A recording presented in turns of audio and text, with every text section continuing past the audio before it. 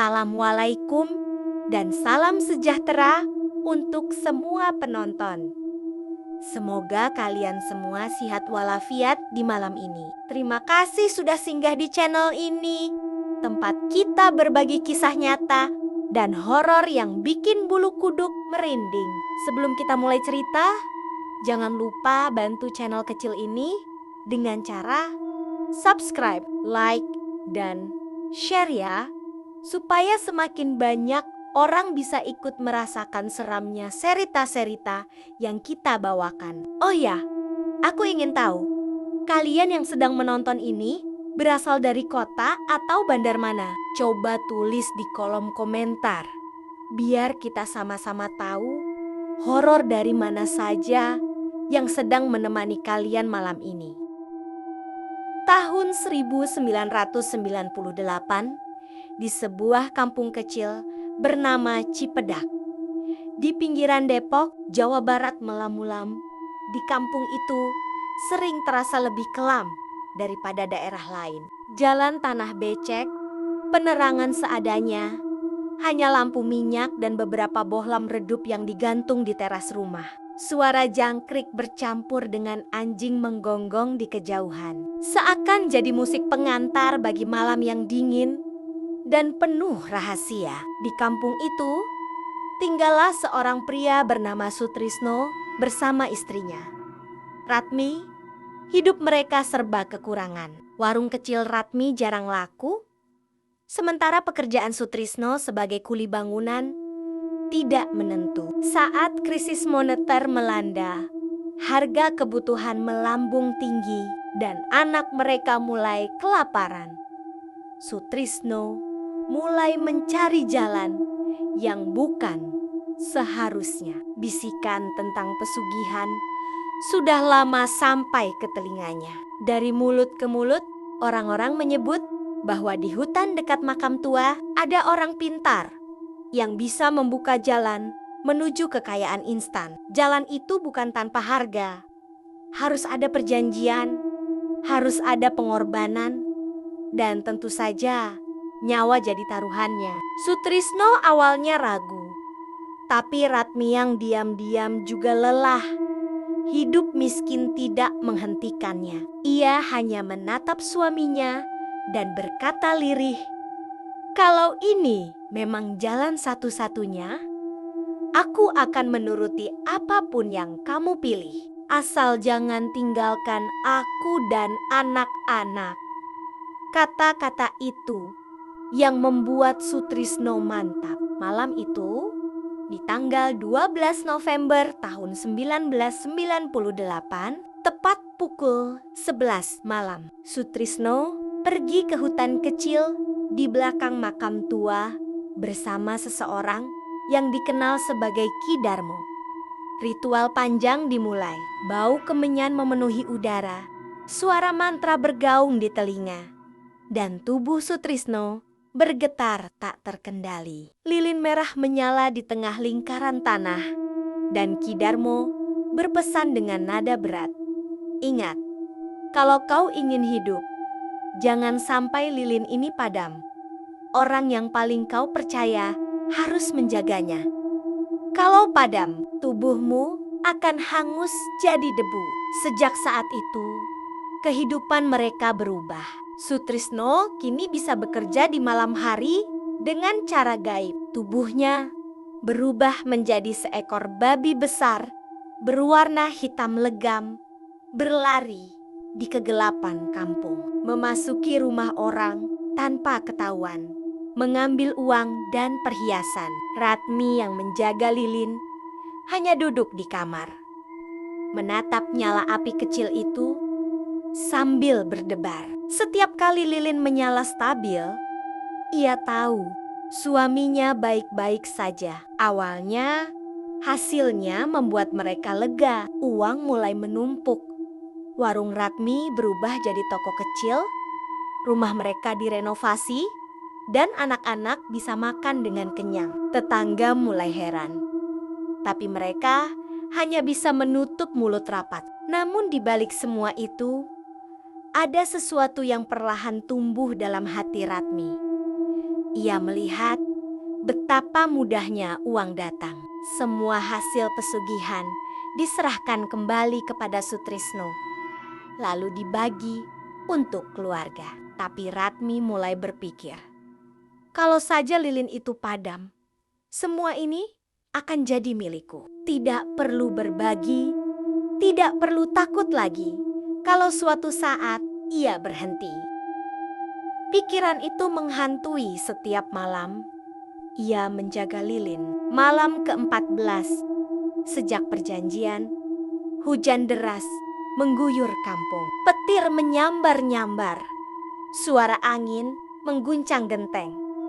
Ratmi duduk di kamar dengan lilin di depannya. Tiba-tiba, nyala api itu bergoyang-goyang seolah tertiup angin. Padahal jendela tertutup rapat. Ratmi kaget. Meraih lilin itu dengan tangan gemetar. Di luar kamar, ia mendengar suara langkah berat seperti hewan berlari-lari mengitari rumah. Suara dengusan kasar terdengar jelas. Her. Ratmi merapatkan selendangnya. Jantungnya berdetak kencang. Ia tahu itu suaminya yang sedang mencari harta. Tapi entah kenapa, ia merasa ada bayangan lain ikut berlari di belakang suara itu. Bayangan gelap yang lebih tinggi, menyerupai manusia dengan wajah menganga. Ratmi buru-buru menutup mata, berusaha menenangkan diri. Tapi tiba-tiba ada suara berbisik tepat di telinganya. Begitu jelas, seperti ada seseorang duduk di sampingnya. Padamkan lilinnya, semua harta akan jadi milikmu. Ratmi tersentak. Ia menoleh, tapi tak ada siapa-siapa. Hanya ada lilin yang masih menyala, redup, dengan api yang sesekali melambai-lambai ke kiri dan kanan. Ratmi menggigil. Hujan makin deras. Dari atap rumah, tetesan air merembes jatuh, mengenai lantai dekat lilin. Ratmi panik.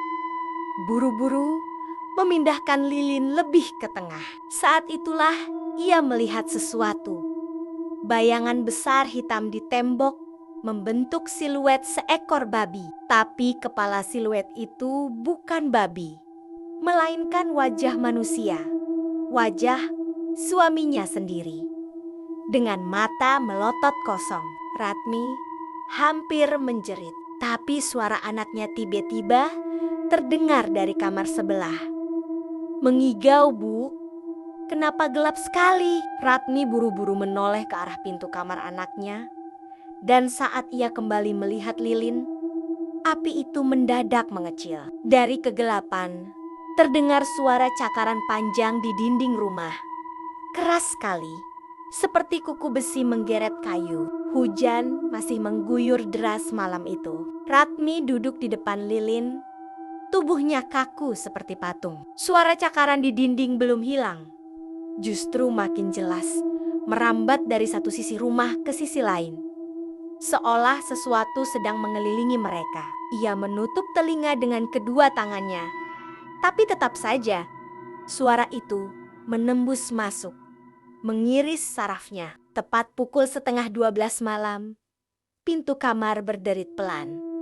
Ratmi sontak menoleh. Tidak ada angin, tidak ada tangan yang menyentuh, tapi pintu itu terbuka sedikit. Dari celahnya, tampak sosok anak bungsunya, Sari, berdiri termangu. Matanya setengah terpejam, rambutnya menutupi wajah pucatnya. Ia melangkah maju tanpa suara, lalu berhenti tepat di depan lilin. Bu, suaranya lirih, seperti orang mengigau. Ada yang manggil di luar. Katanya, Bapak kedinginan. Ratmi terbelalak. Sari, masuk ke kamar. Jangan dekat-dekat lilin, serunya. Tapi suara tenggelam oleh petir yang meledak di langit. Saat ia menoleh lagi, anaknya sudah tidak ada. Panik. Ratmi berlari ke arah pintu kamar anaknya. Membuka lebar, tapi Sari ternyata masih tertidur lelap di ranjang. Selimut menutupi tubuh mungilnya, wajahnya tenang. Ratmi mundur dengan napas terengah. Siapa tadi yang berdiri di depan lilin? Tiba-tiba terdengar suara langkah kaki berat di teras rumah. Tanah basah berdecit diinjaki. Suara dengusan kasar kembali muncul, tapi kali ini bercampur dengan suara lain, seperti bisikan rendah yang berulang-ulang memanggil, "Ratmi." Ratmi gemetar. Itu bukan suara Sutrisno, itu suara berat, serak, seperti orang sekarat. Ia kembali ke lilin, mencoba memfokuskan pandangan. Nyala apinya bergetar. Kadang hampir padam. Jantungnya seperti mau meledak. Lalu sesuatu mengetuk jendela. 3 kali. Tok tok. Pelan tapi jelas. Ratmi melirik ke arah jendela. Gelap total. Hanya pantulan samar dirinya di kaca. Tapi pelan-pelan pantulan itu berubah. Wajahnya di kaca memanjang. Matanya merah menyala. Mulutnya sobek lebar sampai ke telinga. Ratmi terjerembab mundur. "Astagfirullah," teriaknya. Ia buru-buru meraih selendang, menutupi wajah, tapi tetap merasakan tatapan itu menusuk. Lilin bergoyang makin keras, seolah ada hembusan angin dari dalam tanah. Ratmi panik. Tangannya hampir saja menyentuh sumbu api, seperti dorongan tak sadar ingin memadamkannya. Dalam hatinya, suara-suara terus berbisik. "Padamkan, padamkan. Semua akan jadi milikmu. Kau tidak butuh dia lagi." Air matanya menetes. Ada bagian dari dirinya yang ingin menuruti bisikan itu. Bagian yang lelah berbagi. Lelah hidup di bawah bayang-beyung suaminya. Namun tepat ketika jarinya hampir menyentuh nyala api, terdengar suara gedebuk keras di luar. Ratmi terlonjak. Ia mendengar suara hewan meraung, campuran babi dan manusia, penuh kesakitan. Suara itu menyeret, lalu berhenti mendadak. Hening seketika. Ratmi menahan napas. Ia menoleh ke arah pintu rumah. Perlahan, pintu itu berderit terbuka sendiri. Bau anyir darah tercium, menusuk hidung. Dari kegelapan luar, tampak jejak kaki besar, basah dan berlumuran lumpur, masuk perlahan ke lantai rumah. Ratmi memundurkan kursi, tubuhnya gemetar hebat. Tapi saat ia menoleh ke lantai, ia sadar jejak itu bukan kaki babi. Itu jejak kaki manusia telanjang, penuh luka bakar, meninggalkan bercak hitam gosong di lantai. Lilin di depannya bergetar semakin kecil, nyaris padam. Ratmi berteriak lirih tanpa suara keluar. Tangannya terulur ingin melindungi api, tapi bayangan tinggi besar tiba-tiba melintas di dinding kamar, berdiri tepat di belakangnya. Ia bisa merasakan napas panas di tengkuknya. Pelan-pelan, suara berat berbisik tepat di telinganya. "Kalau kau ingin semua ini, biarkan aku padam." Ratmi terperangah, tubuhnya kaku seperti es. Suara itu terlalu nyata, terlalu dekat, hingga bulu kuduknya berdiri. Ia berusaha menoleh ke belakang, tapi tubuhnya seolah terkunci. Lilin di depannya terus bergetar. Nyalanya semakin kecil, hampir padam, seakan berebut napas terakhir. Di luar rumah, hujan tiba-tiba berhenti mendadak, menyisakan hanya suara tetes air dari genteng yang bocor. Hening yang janggal. Tidak ada lagi suara jangkrik, tidak ada suara anjing. Seolah seluruh kampung ditelan. Diam. Ratmi menunduk, menatap lantai. Jejak kaki gosong tadi masih basah, tapi kini jejak itu bergerak sendiri, merayap menuju lilin. Seperti ada sesuatu yang tak kasat mata sedang melangkah, menuntun jejak itu ke dalam kamar. Ratmi mundur perlahan. Punggungnya membentur dinding. Nafasnya terengah. Pikirannya berperang. Aku tidak boleh memadamkan lilin ini, batinnya sambil menggigit bibir hingga berdarah. Tapi bisikan itu terus mengisi kepalanya. Kalau lilin padam, semua harta untukmu. Kau bebas. Tiba-tiba terdengar suara pintu depan dibanting keras. Brok! Pintu terayun terbuka lebar. Dan Ratmi melihat sosok hitam besar melompat masuk. Sekilas terlihat bulu kasar dan moncong basah itu Sutrisno dalam wujud babi ngepet. Tapi sesuatu berbeda. Matanya tidak lagi merah bercahaya, melainkan hitam legam, kosong, seperti lubang tak berdasar. Ratmi menjerit, tapi suara tercekat di tenggorokan. Babi itu meraung.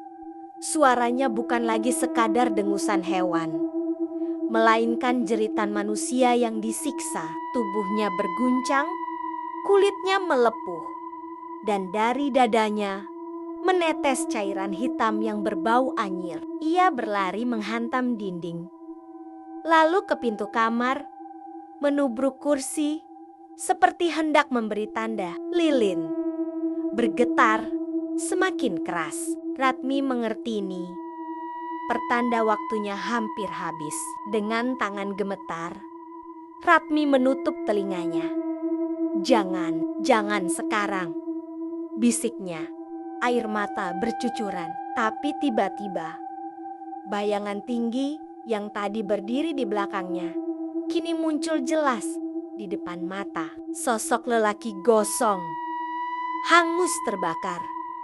Wajahnya menyerupai Sutrisno, tapi tanpa mata, hanya rongga hitam berasap. Kalau kau mencintaiku, suara itu serak, pecah. Kenapa kau biarkan aku jadi begini? Ratmi histeris, menjerit sambil meraih lilin. Api nyaris padam.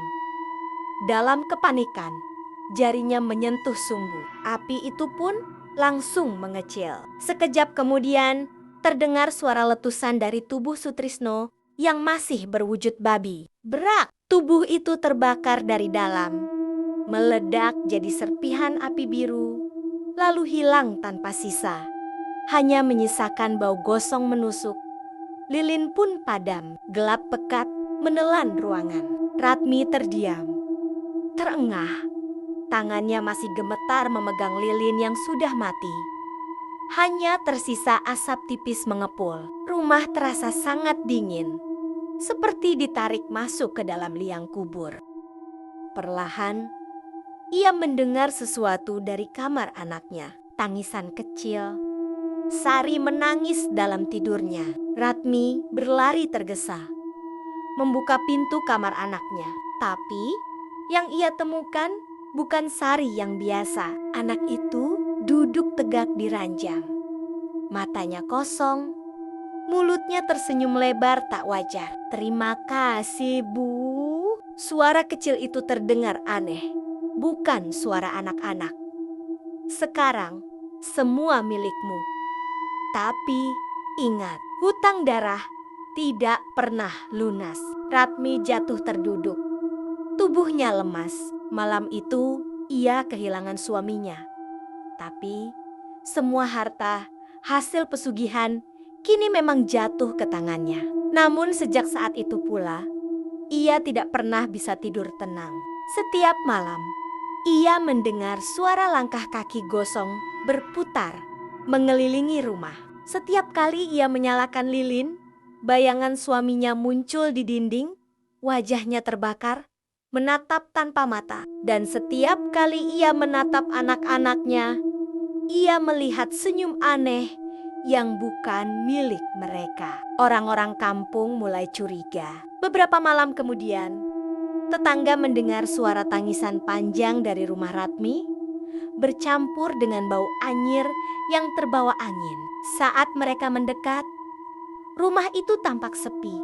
Pintu terkunci rapat, tak seorang pun keluar. Tak ada cahaya lampu, hanya gelap pekat menyelimuti. Sampai hari ini, rumah di Cipedak itu masih berdiri, terbengkalai ditelan rumput liar. Orang-orang bilang, jika lewat tengah malam, sering terlihat cahaya lilin berkedip-kedip dari dalam, lalu padam tiba-tiba.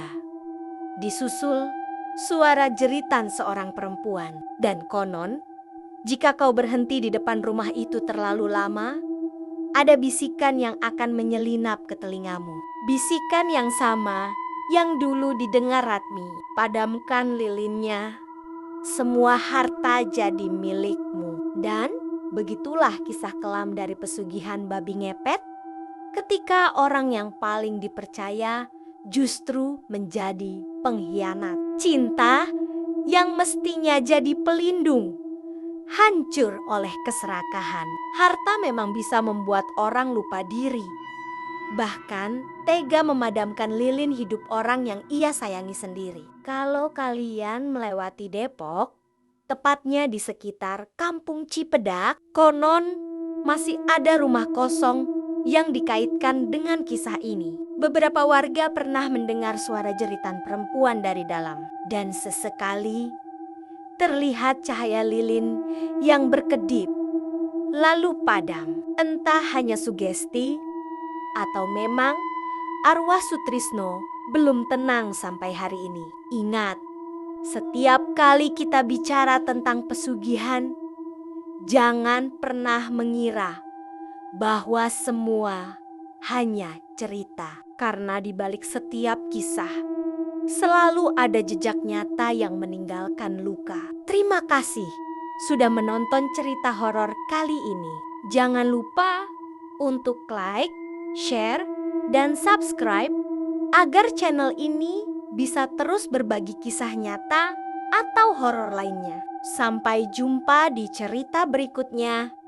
Dan hati-hati, jangan pernah lengah menjaga lilinmu sendiri.